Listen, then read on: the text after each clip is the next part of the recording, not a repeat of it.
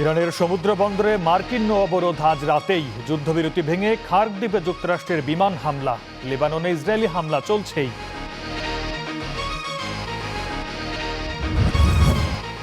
Hormuz প্রণালী খুলতে চাওয়া ট্রাম্প এবার নিজেই এই পথ বন্ধ করতে চলেছেন। তেলের বাজার উত্তার হবার নতুন শঙ্কা।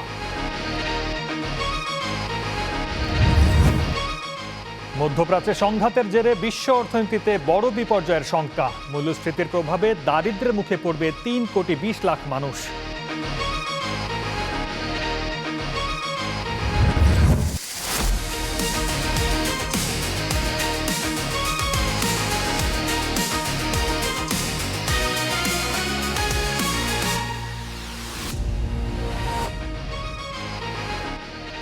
স্বাগত স্টার ওয়ার্ল্ডে, সঙ্গে আছি সর্দার মোহাম্মদ আরিফ। এতক্ষণ শিরোনাম শুনছিলেন, এবার বিস্তারিত।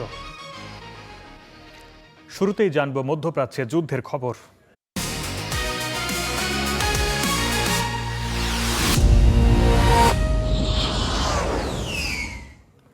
শান্তি আলোচনা ব্যর্থ হওয়ার পর আবারও উত্তপ্ত মধ্যপ্রাচ্য। এবার ইরানের সব সমুদ্র বন্দরে নৌ অবরোধের ঘোষণা দিলেন মার্কিন প্রেসিডেন্ট ডোনাল্ড ট্রাম্প। তার ঘোষণা অনুযায়ী ইরানের স্থানীয় সময় বিকেল 5টা থেকে দেশটির সমুদ্র বন্দরগুলোতে নৌ অবরোধ আরোপ করতে যাচ্ছে যুক্তরাষ্ট্র। আরব উপসাগর ও ওমান উপসাগরে অবস্থিত ইরানের সব বন্দরেই এই অবরোধের আওতায় থাকবে বলে জানিয়েছে মার্কিন সামরিক বাহিনী। এদিকে পাল্টা হুঁশিয়ারি দিয়ে ইরানের সশস্ত্র বাহিনীর মুখপাত্র বলেছেন, ইরানের বন্দর বিপন্ন হলে উপসাগর বা ওমান উপসাগরের কোনো বন্দরই আর নিরাপদ থাকবে না।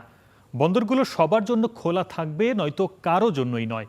মার্কিন হুমকির মুখে হরমুজ প্রণালীর উপর স্থায়ী নিয়ন্ত্রণ প্রতিষ্ঠার অঙ্গীকারও করেছে ইরানের সশস্ত্র বাহিনী। তবে কোন প্রক্রিয়া এটি করা হবে সে ব্যাপারে কিছুই জানায়নি তেহরান। এদিকে মার্কিন অবরোধে অংশ না নেয়ার ঘোষণা দিয়েছে যুক্তরাজ্য।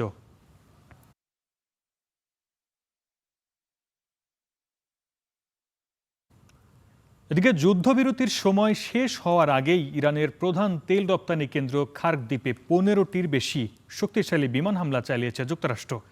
এই হামলায় খার্ক দ্বীপে থাকা ইরানের সকল সামরিক লক্ষ্যবস্তু ধ্বংসের দাবি করেছেন ট্রাম্প। তবে ইরান বলছেন, হামলার 1 ঘন্টা পরে আকাশ প্রতিরক্ষা ব্যবস্থা চালু করে তেহরান। ইরানের সংবাদ সংস্থা ফার্স নিউজ বলছে, হামলায় কোনো তেল স্থাপনা ক্ষতিগ্রস্ত হয়নি। খার্গে হামলার কয়েক ঘন্টার মধ্যে ইসরায়েলের উত্তর অঞ্চল লক্ষ্য করে নজিরবিহীন ক্ষেপণাস্ত্র রকেট হামলা শুরু করে ইরান ও হিজবুল্লাহ। এতে ব্যাপক ক্ষয়ক্ষতির খবর পাওয়া গেছে। ইরানের তাসনিম নিউজ জানিয়েছে, রেভলিউশনারি গার্ড ও হিজবুল্লাহর এই যৌথ হামলায় উত্তর ইসরায়েলের একটি শহরের বেশ কিছু ঘরবাড়ি ও যানবাহন ক্ষতিগ্রস্ত হয়েছে। এদিকে ইসরায়েলি গণমাধ্যমের খবরে বলা হয়েছে, ইরানে সীমিত হামলার কথা ভাবছেন ট্রাম্প। হরমুজ প্রণালী নিয়ে যুদ্ধের হুঁশিয়ারি দিয়েছে যুক্তরাষ্ট্র ও ইরান। এই প্রণালী দিয়ে চলাচলকারী সব জাহাজ অবরোধের হুমকি দিয়েছেন মার্কিন প্রেসিডেন্ট ট্রাম্প। যেসব জাহাজ ইরানকে টোল দিয়ে হরমুজ পার হবে সেগুলো আটকেরও নির্দেশ দিয়েছেন তিনি। এমন পরিস্থিতিতে ইরান জানিয়েছে, হরমুজ প্রণালী এখনও তাদের নিয়ন্ত্রণে। এই প্রণালী দিয়ে চলতে হলে ইরানি মুদ্রায় রিয়েলে টোল দিতে হবে। দুই পক্ষের এমন অনার অবস্থানে আবারও বড় ধরনের হুমকির মুখে বিশ্ব অর্থনীতি। শান্তি আলোচনা ভেস্তে যাওয়ার কয়েক ঘন্টার মধ্যেই ক্ষোভ প্রকাশ করেছেন যুক্তরাষ্ট্রের প্রেসিডেন্ট ডোনাল্ড ট্রাম্প। নিজের সোশ্যাল মিডিয়া প্ল্যাটফর্মে তিনি জানিয়েছেন, হরমুজ প্রণালী দিয়ে প্রবেশ বা বের হওয়া প্রতিটি জাহাজকে অবরোধ করার নির্দেশ দিয়েছেন তিনি। ট্রাম্পের হুঁশিয়ারি কেবল অবরোধেই সীমাবদ্ধ নেই। তিনি স্পষ্ট করেছেন, যেসব জাহাজ ইরানকে অবৈধ টোল পরিশোধ করবে সেই সব জাহাজকে আন্তর্জাতিক জলসীমায় প্রবেশ করতে দেবে না মার্কিন নৌবাহিনী। মার্কিন নৌবাহিনীকে হরমুজ প্রণালীতে প্রবেশ বা প্রস্থান করতে চেষ্টা করছে এমন যে কোনো জাহাজকে আটকে দেওয়ার নির্দেশ দেওয়া হলো, যা এই মুহূর্ত থেকে কার্যকর হবে। এছাড়া আমি নৌবাহিনীকে এমন প্রতিটি জাহাজকে খুঁজে বের করার নির্দেশ দিয়েছি যারা ইরানকে অবৈধ টোল প্রদান করেছে। তাদেরকে মুক্ত সমুদ্রে যেতে দেওয়া হবে না। তবে এর পাল্টা জবাবে ইরান এই জলপথকে রেড লাইন বা চূড়ান্ত সীমা হিসেবে ঘোষণা করেছে। দেশটির পার্লামেন্টের ডেপুটি স্পিকার হাজি বাইই জানিয়েছেন, প্রণালীটি এখন পুরোপুরি তেহরানের নিয়ন্ত্রণে। শুধু তাই নয়, এখান দিয়ে চলা প্রতিটি জাহাজকে ইরানি মুদ্রায় দিতে হবে টোল। মার্কিন সেন্ট্রাল কমান্ডের পক্ষ থেকে হরমুজ প্রণালীতে মাইন অপসারণের কথা বলা হলেও তা সরাসরি প্রত্যাখ্যান করেছে ইরানের ইসলামী বিপ্লবী গার্ড IRGC। علیه زیرساخت‌های نظامی আইআরজিসি জানিয়েছে বেসামরিক জাহাজগুলোকে বিশেষ শর্তে যাতায়াতের অনুমতি দেয়া হলেও যে কোনো সামরিক জাহাজের অনুপ্রবেশের বিরুদ্ধে কঠোর ব্যবস্থা নেওয়া হবে। বিশ্ব জ্বালানি তেলের 20% সরবরাহকারী এই রুটটি বন্ধ করে দিয়ে পুরো বিশ্ব অর্থনীতিকেই জিম্মি করার কৌশল নিয়েছে তেহরান। برای هرمز বিশ্লেষকরা বলছেন যুদ্ধ শুরুর আগে পারমাণবিক কর্মসূচি বা ব্যালিস্টিক মিসাইল প্রধান ইস্যু হলেও এখন সবকিছুর কেন্দ্রবিন্দুতে চলে এসেছে হরমুজ প্রণালী। মূলত যুদ্ধে হরমুজ প্রণালীকে একটি মোক্ষম অস্ত্র হিসেবে ব্যবহার করছে Iran. Istihadul Mahmud, Star News. এতদিন হরমুজ প্রণালী খুলতে চাওয়া ট্রাম্প এবার নিজেই গুরুত্বপূর্ণ এই সমুদ্রপথ অবরুদ্ধ করতে চাইছেন। মার্কিন সংবাদ মাধ্যম সিএনএন বলছে তেলের দাম আরও বাড়িয়ে দিয়ে বিশ্বকে বিপর্যস্ত করার মতো বড় ঝুঁকি নিতে চলেছেন মার্কিন প্রেসিডেন্ট। ইরানের স্পিকারও দিয়েছেন পাল্টা হুমকি। মার্কিন জনগণকে দেয়া বার্তায় তিনি বলেছেন দাম আরও বাড়বে, প্রস্তুত হও। এদিকে ইরানের পররাষ্ট্রমন্ত্রী বলেছেন ইসলামাবাদের সমঝোতার খুব কাছে গিয়েও যুক্তরাষ্ট্র বেঁকে বসায় কোনো চুক্তি হয়নি। to the Indian Ocean immediately. মার্কিন রণতরী লক্ষ্য করে ইরানের নৌবাহিনীর চূড়ান্ত বার্তা If you don't obey my order, you will be targeted. ঘোষণা করা হচ্ছে, এই মুহূর্তে যদি ওমান সাগর ছেড়ে ভারত মহাসাগরে চলে না যায় তাহলে যুদ্ধ জাহাজটিতে হামলা চালাবে ইরান। US Navy warship এমন বার্তা দেওয়ার পর হরমুজ প্রণালী এলাকা থেকে পিছু হটে মার্কিন যুদ্ধজাহাজগুলো। এই ভিডিও ইরানের রাষ্ট্রীয় গণমাধ্যমের। এমন এক সময়ে এই ভিডিও পোস্ট করল ইরান যখন মার্কিন প্রেসিডেন্ট ডোনাল্ড ট্রাম্প হুমকি দিয়েছেন হরমুজ প্রণালী বন্ধ করে দেয়ার। 2 সপ্তাহের যুদ্ধবিরতি কার্যকরের পর খুললেও প্রায় 40 দিন ধরে প্রণালীটি বন্ধ করে রাখে ইরান।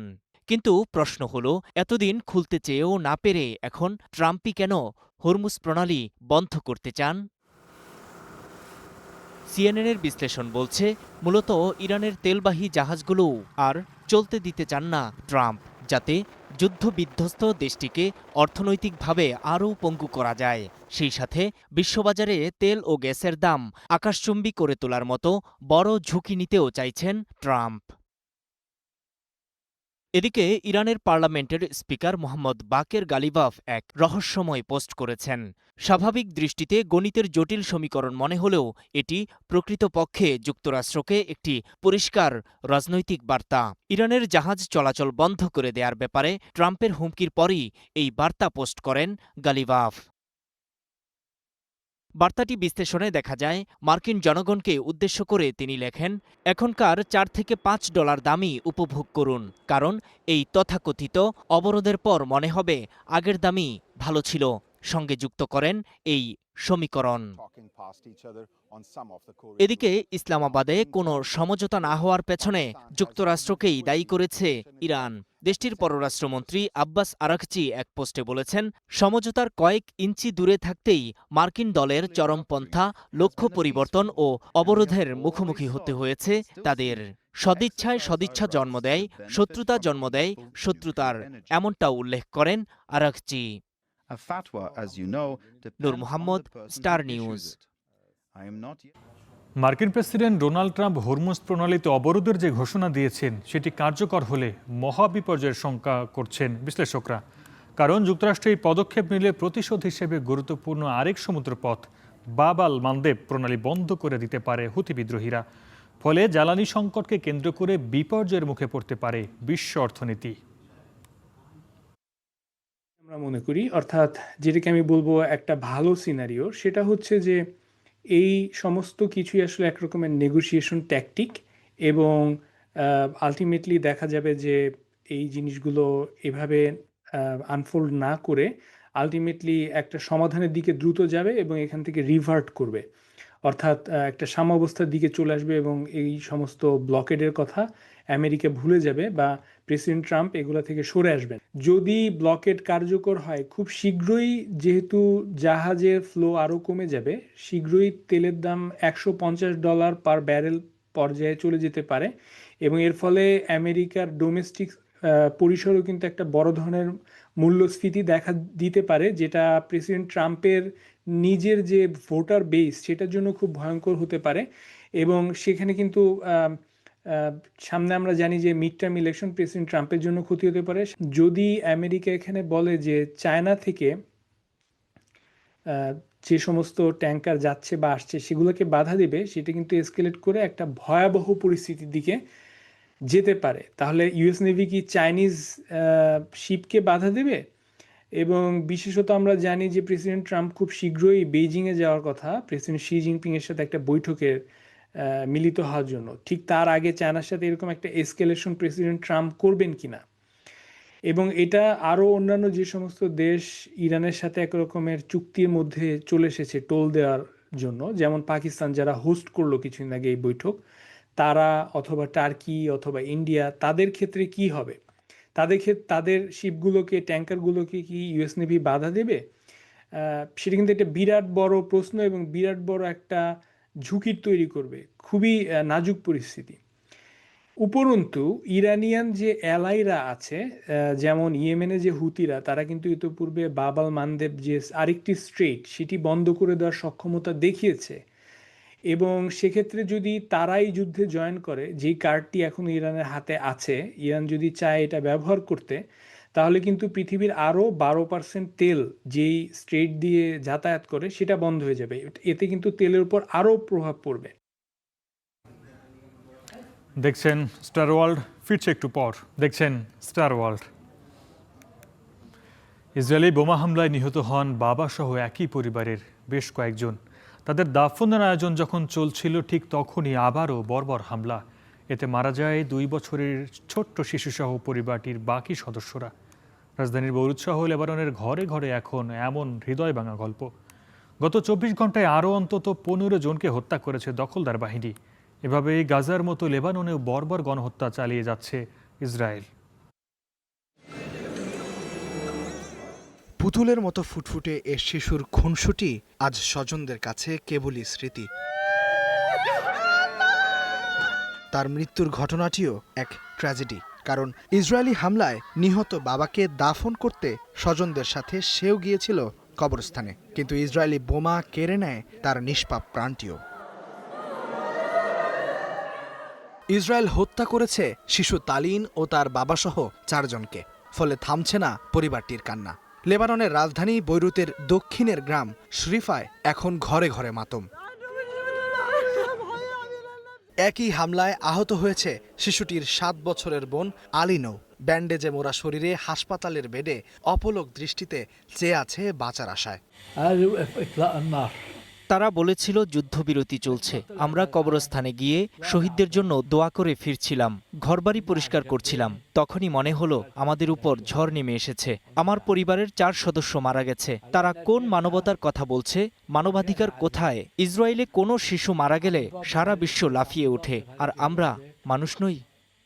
লেবাননের সাধারণ মানুষের ঘরে ঘরে যখন কান্না, তখন দখলদার ইসরায়েলের প্রধানমন্ত্রী নেতানিয়াহুর ঘোষণা হিজবুল্লাহর বিরুদ্ধে যুদ্ধ চলবে। আমাদের সেনাদের মধ্যে যুদ্ধ চালিয়ে যাওয়ার চমৎকার আত্মবিশ্বাস আর প্রস্তুতি আছে। তারা ভালো যুদ্ধ করছে। লেবাননের নিরাপত্তা অঞ্চল সহ এই যুদ্ধ চলমান থাকবে। আমরা এখন পর্যন্ত চমৎকারভাবে কাজ করেছি। লেবাননের সরকারের তথ্য বলছে, গত 24 ঘন্টায় ইসরায়েলি হামলায় দেশটিতে নিহত হয়েছে আরও 35 জন, আহত অন্তত 150। গত 2 মার্চ থেকে এখন পর্যন্ত 2000-এর বেশি মানুষকে হত্যা করেছে ইসরায়েল। এমন পরিস্থিতিতে মঙ্গলবার ওয়াশিংটনে যুদ্ধবিরতি আলোচনা হওয়ার কথা রয়েছে ইসরায়েল ও লেবাননের মধ্যে। ইস্তিহাদুল মাহমুদ, স্টার নিউজ। রাজধানীর একটি অনুষ্ঠানে কথা বলছি ইরানের রাষ্ট্রদূত। আমরা সরাসরি যাচ্ছি তার বক্তব্যে। এবং যদি সামরিক দিক থেকে আমরা এই যুদ্ধকে বিশ্লেষণ করি, এই সামরিক দিক থেকেও আমাদের বিজয় হয়েছে। মিডল ইস্টে 24টির বেশি ঘাঁটি রয়েছে আমেরিকার। 17টি, এই 24টির মধ্যে 17টি ঘাঁটি পরিত্যক্ত ঘোষিত হয়েছে এবং তাদের যেসব সামরিক ইকুইপমেন্ট ছিল সেগুলো ধ্বংস হয়ে গিয়েছে। সম্মানিত উপস্থিতি, আমেরিকা কিন্তু খুব ভয়ঙ্কর একটা শক্তি। 900 میلیارد دلار فقط هزینه نظامی آمریکاست. তাদের আমেরিকার যে সামরিক বাজেট সেটা হচ্ছে $900 billion, ایران 15 میلیارد دلار. Iran $15 billion, بنگلادش 4 میلیارد دلاره. Bangladesh 4 billion dollar. حالا شما حساب بکنید چه قدرت مخوفی این کشور. তাহলে এখন এই যদি এগুলো তুলনা করেন তাহলে বুঝতে পারবেন যে আমেরিকার শক্তিটা কোন জায়গায়। اسرائیل هم که همه میدونن در واقع تویلدار آمریکاست. এবং ইসরায়েলের কথা আর নাই বললাম যে তারাই আমেরিকার সবচেয়ে বড় দালাল এই অঞ্চলে। همین که ما در برابر آمریکا مقاومت کردیم و سر علم کردیم و آمریکا مجبور شد واسطه بفرسته و التماس بکنه برای مذاکره، این یعنی پیروزی. এই বিশ্বের সবচেয়ে বড় পরাশক্তি যাকে ধরা হতো তার বিরুদ্ধে যখন আমরা মাথা উঁচু করে দাঁড়িয়েছি এবং আজকে এমন পর্যায়ে পৌঁছেছে যে আমেরিকা আমাদের কাছে তাদের প্রতিনিধি পাঠাচ্ছে বা অন্য কোনো দেশকে অনুনয় বিনয় করছে যে যাও এবং আমাদের ব্যাপারে কথা বলো, যে আলোচনার টেবিলে আসা যাক। آمریکا در خیال هالیوودی خودش به سر میبره. আমেরিকা এখনো তাদের সেই হলিউড ভাবনা সেখানেই তারা রয়ে গিয়েছে। عزیزان شخصیت آمریکا از جهت قدرت یک شخصیت هالیوودی هستش، این یک واقعیتی است. এবং যদি ক্ষমতা এই শক্তির দিক থেকে দেখা হয় তাহলে আমেরিকার মূলত শক্তিটা কিন্তু হলিউডের মতো কিছু একটা। بله ونزوئلا نمیتونه این رو بارز بکنه، آشکار بکنه. হ্যাঁ, হয়তো তার এই যে শক্তি, এই শক্তির বিরুদ্ধে ভেনেজুয়েলার মতো দেশ হয়তো রুখে দাঁড়াতে পারবে না, ایران اسلامی این کارو کرد. কিন্তু ইরান তার বিরুদ্ধে সর্বশক্তি নিয়ে রুখে দাঁড়িয়েছে। اگر شما سوال میکنید چرا به کشورهای عربی حمله میکنید؟ এখন প্রশ্ন থাকতে পারে যে কেন আরব দেশগুলোতে আপনারা হামলা করছেন? ما به کشور عربی حمله نکردیم. আমরা কোনো আরব দেশে হামলা করি। ما به پایگاه‌های آمریکا در کشورهای عربی আমরা حمله আরব کردیم. দেশে যে সকল ঘাঁটি ছিল আমেরিকা সেগুলোতে হামলা চালিয়েছে। هیچ جایی از کشورهای عربی رو که متعلق به غیر آمریکا و اسرائیل باشه ما نزدیم. আমেরিকার সাথে সংশ্লিষ্ট না এমন কোনো জায়গা আমরা আরব কোনো দেশগুলোতে আমরা অ্যাটাক করিনি। هتل ها رو اگر زدیم به خاطر اینکه سربازان و فرماندهانشون رو فراری داده بودن، در هتل ها ساکن کرده بودند و پایگاهی نداشتند. যে সকল হোটেলগুলোতে আমরা হামলা চালিয়েছি সেগুলো কি কারণে? কারণ সেই সকল হোটেলগুলোতে আমেরিকান সৈন্য এবং কমান্ডার আশ্রয় নিয়েছিল। چرا پتروش ঢাকা বিশ্ববিদ্যালয়ের একটি অনুষ্ঠানে বক্তব্য রাখছিলেন ইরানের রাষ্ট্রদূত। আমরা সরাসরি যুক্ত ছিলাম সেখানে। করোনা মহামারীর পর বিশ্ব অর্থনীতিতে আবারও বড় রকমের বিপর্যয়ের শঙ্কা। মধ্যপ্রাচ্যে সংঘাতের জেরে বিশ্বজুড়ে বড় ধরনের অর্থনৈতিক বিপর্যয়ের আশঙ্কা করছে জাতিসংঘ। আরেক সংস্থা ইন্ডোবির মতে জ্বালানি সংকটের প্রভাবে বিশ্বজুড়ে বেড়ে চলা মুদ্রাস্ফীতির কারণে নতুন করে দারিদ্র্যের মুখে পড়বে 3,20,00,000 মানুষ। তেল ও সার সরবরাহ ব্যাহত হবার কারণে চরম সংকটে পড়বে উন্নয়নশীল দেশগুলো। মধ্যপ্রাচ্যের চলমান সংঘাতের কারণে অর্থনৈতিক বিপর্যয়ে বিশ্বব্যাপী আরও 3,20,00,000 মানুষ নতুন করে দরিদ্র হবে বলে সতর্ক করে দিয়েছে জাতিসংঘ। ইউএনডিপি বলছে জ্বালানি তেলের উচ্চ মূল্য, খাদ্যের অভাব এবং অর্থনীতির ধীরগতি এই 3 জটিলতার মাঝে আছে বিশ্ব। ইরানের হরমুজ প্রণালী দিয়ে জাহাজ চলাচল বাধাগ্রস্ত হওয়ায় বিশ্বব্যাপী তেল ও গ্যাসের সরবরাহ কমে গেছে। এতে সারের দামও বাড়ছে, যার সরাসরি প্রভাব পড়ছে কৃষিতে। আর যুদ্ধের কারণে সবচেয়ে ক্ষতিগ্রস্ত হবে উন্নয়নশীল দেশগুলো, যেখানে দারিদ্র্য সীমার নিচে বহু মানুষের বসবাস। সেখানে নতুন করে আরও দরিদ্র জনগোষ্ঠীর সংখ্যা বাড়বে। তাই ইউএনডিপি বলছে উন্নয়নশীল দেশগুলোকে জরুরি সহায়তা দিতে প্রয়োজন $600 কোটি তহবিল। সাহায্যের প্রয়োজনীয়তা যখন বাড়ছে, তখন যুক্তরাষ্ট্র ও যুক্তরাজ্যের মতো পশ্চিমা দেশগুলো তাদের বৈদেশিক সহায়তা কমিয়ে দিচ্ছে। নিজস্ব প্রতিরক্ষা ব্যয় বৃদ্ধি এবং ঋণের বোঝা কমাতে তারা এই সিদ্ধান্ত নিয়েছে। মাইশিকা রহমান, স্টার নিউজ। বিধানসভার ভোটকে কেন্দ্র করে এবারও পশ্চিমবঙ্গে ব্যাপক সংঘাত সহিংসতার আশঙ্কা করা হচ্ছে। প্রচারের মাঠেই মিলেছে সেই আভাস। কথার লড়াই রূপ নিচ্ছে দলগত সংঘাত ও সহিংসতায়। পরিসংখ্যান বলছে 2020 সাল থেকে এখন পর্যন্ত নির্বাচনী সহিংসতার শতকরা 35% হয়েছে পশ্চিমবঙ্গে। প্রাণহানি শতকরা 51% এই রাজ্যে। পশ্চিমবঙ্গে বিধানসভার প্রথম দফার ভোটের এখনও দিন 10 বাকি। প্রচারে কথার লড়াই, তুচ্ছ ঘটনা নিয়ে সংঘর্ষ, অন্তর্দ্বন্দ্ব, সব মিলে উত্তপ্ত ভোটের মাঠ। গেল শনিবার সন্ধ্যায় ব্যারাকপুর আসনের বিজেপি প্রার্থী কৌস্তব বাগচির উপর হামলার অভিযোগ ওঠে। প্রতিবাদে সড়ক অবরোধ করে বিজেপি কর্মীরা। আমাকে হত্যা তো করে দেবে, কিন্তু ব্যারাকপুরের মাটিতে বিজেপির প্রত্যেক কার্যকর্তা আছে, রুখতে পারবে না বিজেপিকে। ভাঙড়ে আইএসএফ এর প্রার্থী নওশাদ সিদ্দিকীর গাড়ি বহরে হামলা হয়। মার্চে নির্বাচনের তফসিল ঘোষণার 3 দিন পরই উত্তর 24 পরগনার হারোয়ায় তৃণমূল কংগ্রেসের এক বুথ সভাপতিকে কুপিয়ে হত্যা করা হয়। লোকসভা, বিধানসভা, পৌরসভা কিংবা পঞ্চায়েত ভোট আর সংঘাত যেন পশ্চিমবঙ্গে সমার্থক হয়ে উঠেছে। পর্যবেক্ষক সংস্থা armed conflict location and event data project বলছে, গত 6 বছরে ভারতের যে কোনো রাজ্যের তুলনায় পশ্চিমবঙ্গে নির্বাচনী সহিংসতা বেশি। পশ্চিমবঙ্গের 2021 সালের বিধানসভা নির্বাচন ছিল সবচেয়ে রক্তক্ষয়ী। 300টি ঘটনায় মারা যায় অর্ধশতাধিক মানুষ। পরিসংখ্যান বলছে 2020 সাল থেকে এখন পর্যন্ত ভারতে নির্বাচন কেন্দ্রিক সহিংসতার শতকরা 35% পশ্চিমবঙ্গে, প্রাণহানির শতকরা 51% এই রাজ্যে। সংঘাতের এসব তথ্য স্বীকার করেছেন রাজনৈতিক নেতারাও। এবার নির্বাচনকে কেন্দ্র করে এই সমস্যা চিরকাল ছিল। আমরা তো একটা সময় ক্যাম্প অফিস করতে পারতাম না। এখন বিরোধীরা সসম্মানে এখানে এসে নমিনেশন জমা দিচ্ছেন, জায়গায় জায়গায় প্রচার করছেন, তৃণমূলকে গালমন্দ করছেন, কোথাও কোথাও আমাদের ছেলেরা আক্রান্ত হচ্ছেন, মার খাচ্ছেন, মরছে। এটা এর চেয়ে বড় গণতন্ত্র কোথায় আছে? পশ্চিমবঙ্গে এবার ভোট হবে 2 ধাপে। প্রথম দফায় 23 এপ্রিল 152টি আসনে, আর 29 এপ্রিল দ্বিতীয় দফায় 142টি আসনে। ভোট গণনা ও ফল ঘোষণা 4 মে। ইস্তিহাদুল মাহমুদ, স্টার নিউজ। এই ছিল আজকের স্টার ওয়ার্ল্ডে। এতক্ষণ সাথে থাকার জন্য ধন্যবাদ।